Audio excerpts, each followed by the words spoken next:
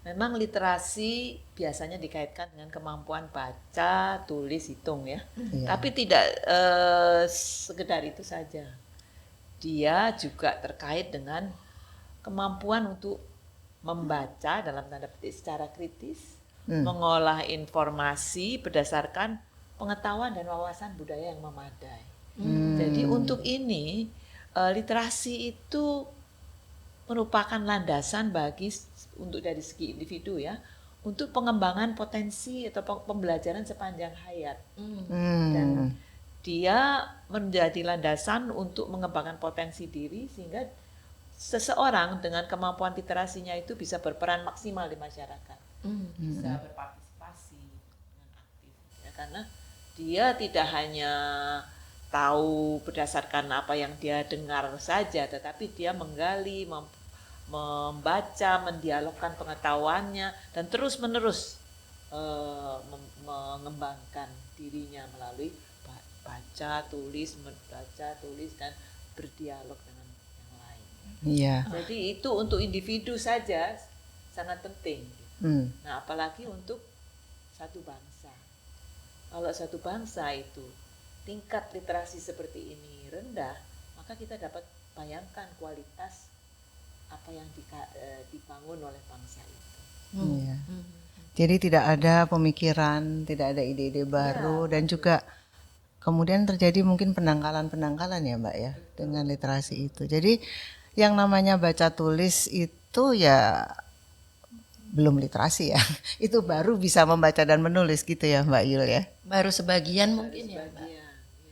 Kalau dalam konteks ini Mbak, menurut Mbak Melani, apa fungsi perpustakaan untuk menunjang perkembangan literasi? Jadi terutama kita memerlukan ya dari kecil kita sudah besar dengan buku ya. Buku itu meskipun sekarang ada buku digital dan sebagainya, dia rohnya adalah tempat orang membangun pengetahuan. Disitulah dialog-dialog pengetahuan itu terjadi. Satu buku mengutip buku yang lain, berdialog berkembang. Nah, buku-buku itu berlokasi tentu saja di mana, ditempatkan di mana kita mencarinya. Tentu saja tempat yang paling strategis adalah perpustakaan. Jadi dia seperti tadi dikatakan, dia adalah pusat penyimpanan memori, memori kolektif bangsanya, pengetahuan yang dihimpun dari segala arah, bukan hanya bangsa tapi dari segala arah ya.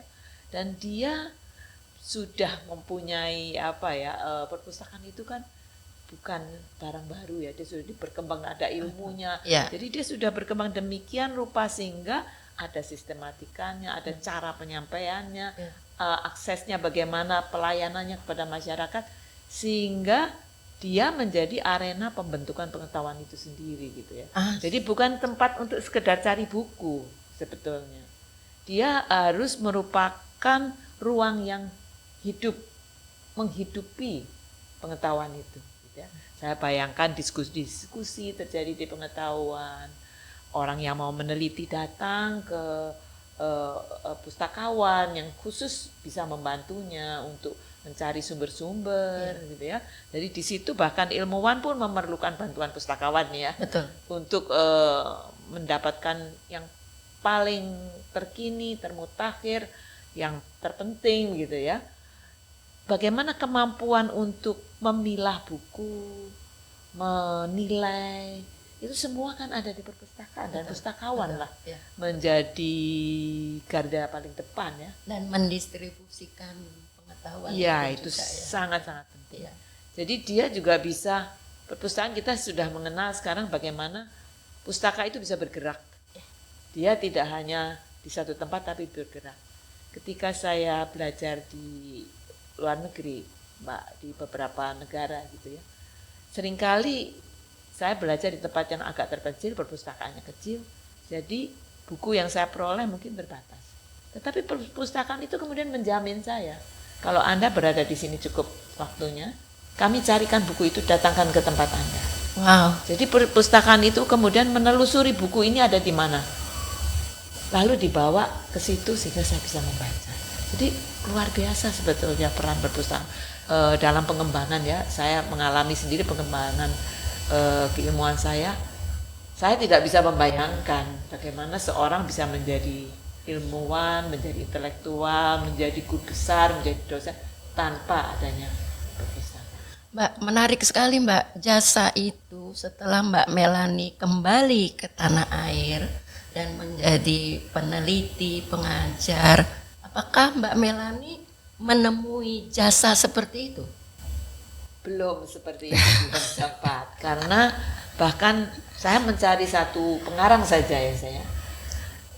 Datanya di perpustakaan itu hanya terbatas.